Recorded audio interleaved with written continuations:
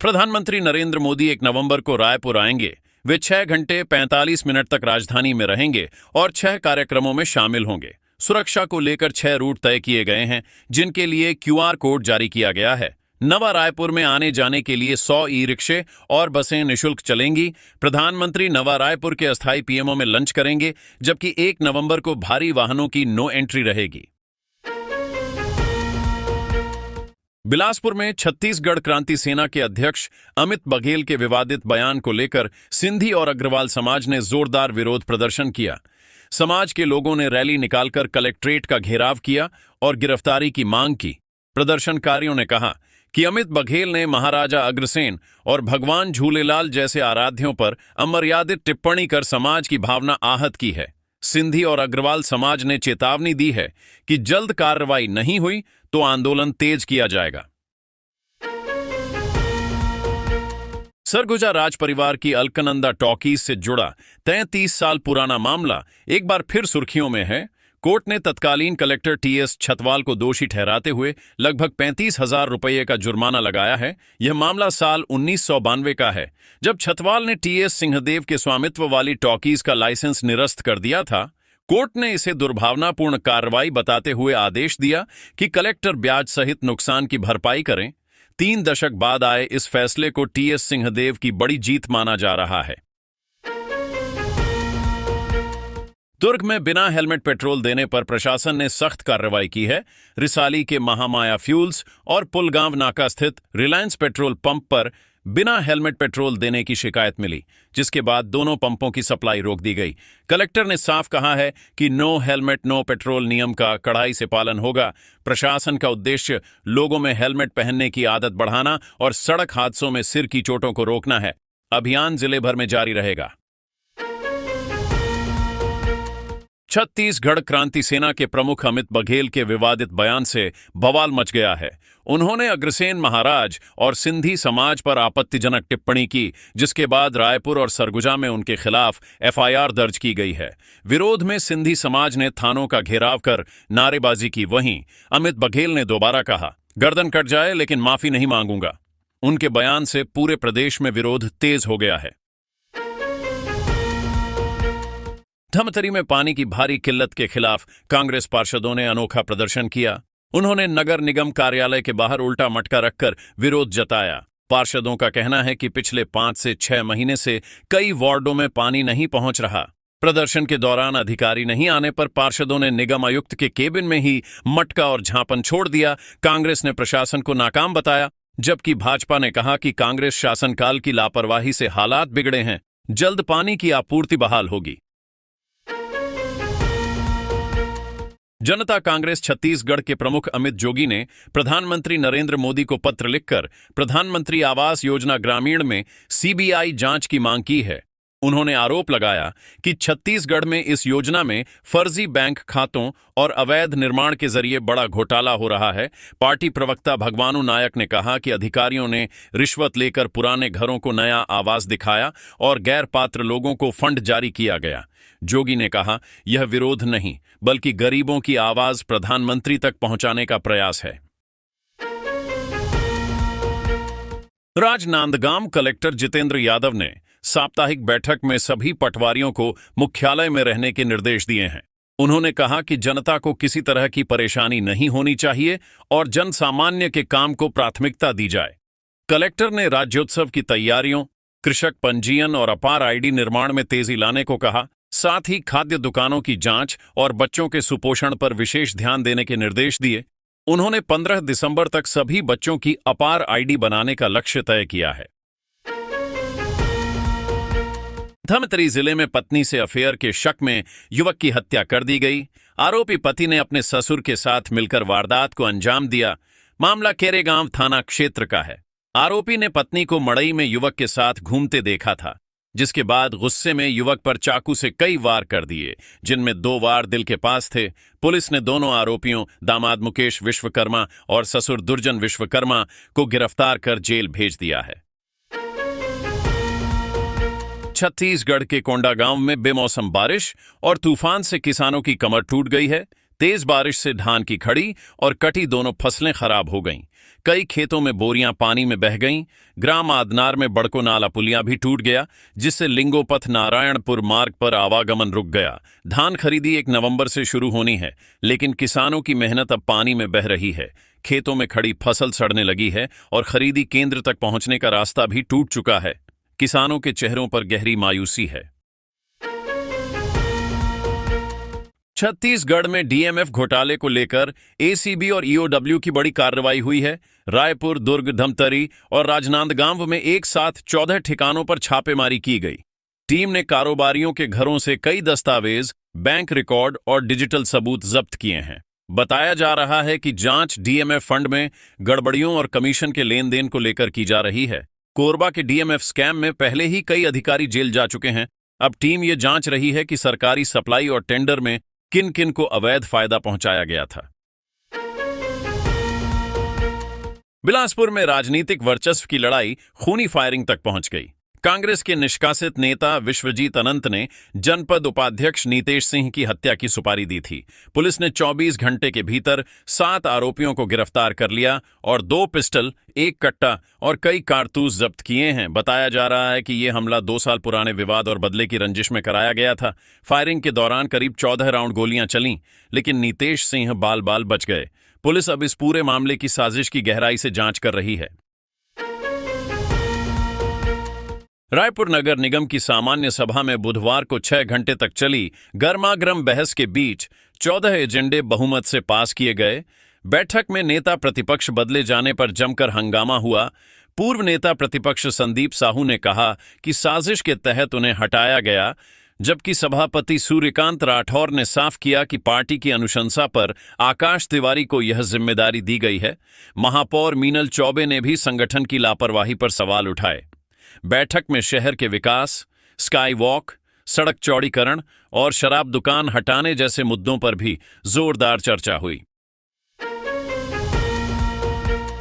CGPSC घोटाले में supreme court ने 4 आरोपियों को जमानत दे दी है। इनमें पूर्व चेयरमैन टामन सिंह सोनवानी के बेटे नितेश, भतीजे साहिल, कारोबारी श्रवण गोयल के बेटे शशांक और बहू भूमिका शामिल हैं। इन पर परीक्षा के पेपर लीक कर चयन प्रक्रिया में गड़बड़ी करने के आरोप हैं। सीबीआई जांच में खुलासा हुआ कि टामन ने अपने घर पर ही पेपर लीक कर साहिल, नितेश, निशा और दीपा को दिया, जो बाद में ऊंचे पदों पर चयनित हुए। इस केस में अब तक 12 गिरफ्तारियां हो चुकी हैं और जांच जारी है। छत्तीसगढ़ के बीजापुर में आज बड़ा आत्मसमर्पण हुआ है। यहां 51 नक्सलियों ने हिंसा का रास्ता छोड़ समाज की मुख्यधारा में शामिल हो गए। इनमें 9 महिलाएं और 42 पुरुष माओवादी हैं। 23 नक्सलियों पर कुल 66 लाख रुपए का इनाम था। इनमें 8 लाख के 5 और 5 लाख का 1 नक्सली भी शामिल है। एसपी जितेंद्र कुमार यादव ने बताया कि सरकार की पूना मारगेम योजना से नक्सली अब सामान्य जीवन की ओर लौट रहे हैं। सभी सरेंडर करने वालों को 50,000 रुपए की सहायता राशि दी जाएगी। दुर्ग जिले के अहिवारा नगर पालिका के सीएमओ अंकुर पांडे पर रिश्वत मांगने का गंभीर आरोप लगा है। आरोप है कि बिल पास करने के नाम पर उन्होंने 50% कमीशन मांगा। इस मामले में 2 लोगों ने शिकायत की है और एक ऑडियो भी वायरल हो रहा है। वहीं सीएमओ ने इसे फर्जी बताते हुए कहा कि ऑडियो एआई से बनाया गया है और उन्हें फंसाने की साजिश रची गई है।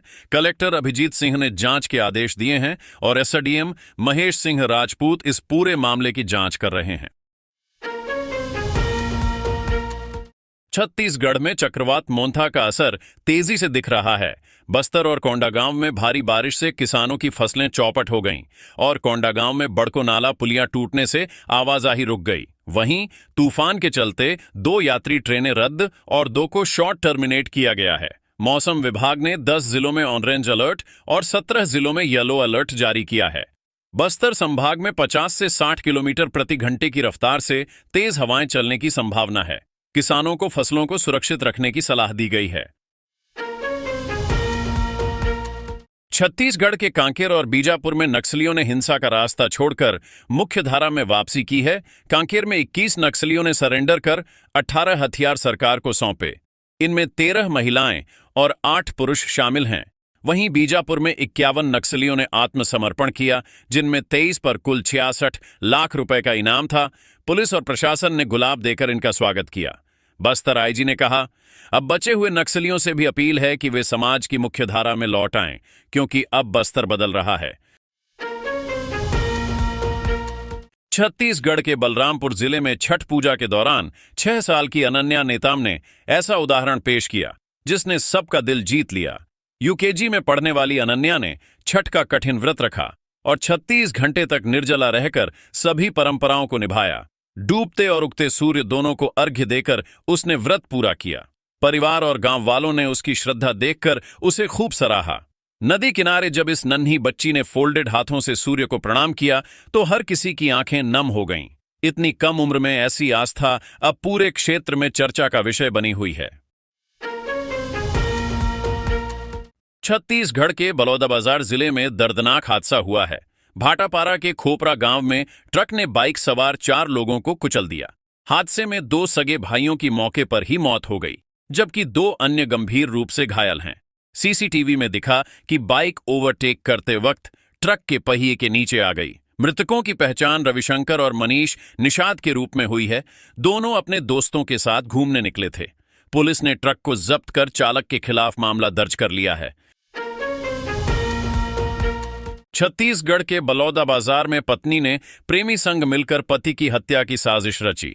पत्नी ने 200 रुपए देने के बहाने पति को पुल के पास बुलाया, जहां पहले से छिपे प्रेमी ने लोहे की कैंची से हमला किया। घायल पति किसी तरह बच गया और पुलिस को बयान दिया। जांच में खुलासा हुआ कि पत्नी शादी के बाद प्रेमी से नहीं मिल पाती थी, इसलिए उसने पति को रास्ते से हटाने की योजना बनाई। दोनों आरोपियों को गिरफ्तार कर लिया गया है। रायगढ़ में एक नाबालिग को चोरी के शक में खंभे से बांधकर बेरहमी से पीटने का वीडियो सामने आया है। मामला कोतवाली थाना क्षेत्र का है। आरोपियों ने नाबालिग को बिजली के खंभे में बांधकर बेल्ट और मुक्कों से मारा, जिससे उसकी नाक भी फूट गई। वीडियो वायरल होने के बाद पुलिस ने कार्रवाई करते हुए 2 आरोपियों प्रकाश नेताम और दीपक सिंह नेताम को गिरफ्तार किया है। पुलिस ने बाल संरक्षण अधिनियम समेत कई धाराओं में मामला दर्ज किया है। रायगढ़ के जंगल से एक अनोखा वीडियो सामने आया है, जहां हाथी मित्र दल ने सड़क पर खड़े हाथियों से कहा, जंगल जाओ। और हैरानी की बात यह कि हाथी सच में जंगल की ओर चले गए। यह नजारा छाल रेंज के बोझिया इलाके का है, जहां 15 हाथियों का झुंड था।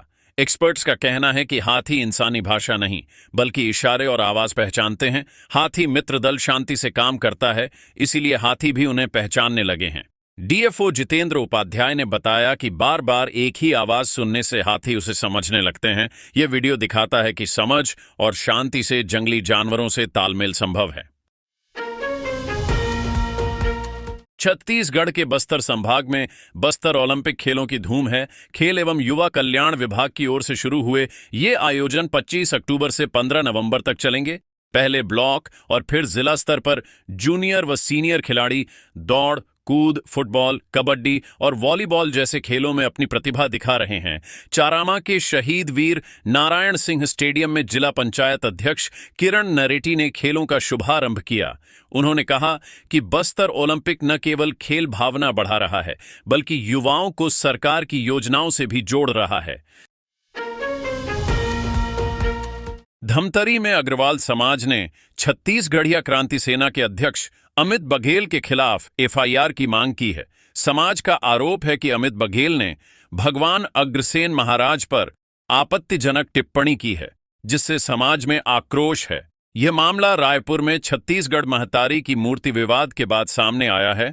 समाज के लोगों ने कहा कि बघेल ने एक न्यूज चैनल पर भगवान अग्रसेन समेत कई महापुरुषों के लिए अपशब्द कहे। उन्होंने सीएसपी कार्यालय पहुंचकर बघेल की गिरफ्तारी और सख्त कार्रवाई की मांग की। तो दोस्तों, आज के लिए इतना ही। अगर आपको हमारा वीडियो पसंद आया हो तो इसे लाइक और शेयर जरूर करें। साथ ही छत्तीसगढ़ की खबरें सीके न्यूज चैनल को सब्सक्राइब करके बेल आइकन दबाना न भूलें, ताकि आप रोजाना ताजा और जरूरी खबरों से जुड़े रहें। आप अपना और अपने परिवार का ध्यान रखें। हम फिर मिलेंगे अगले अपडेट में। जय छत्तीसगढ़ महतारी, जय जोहार।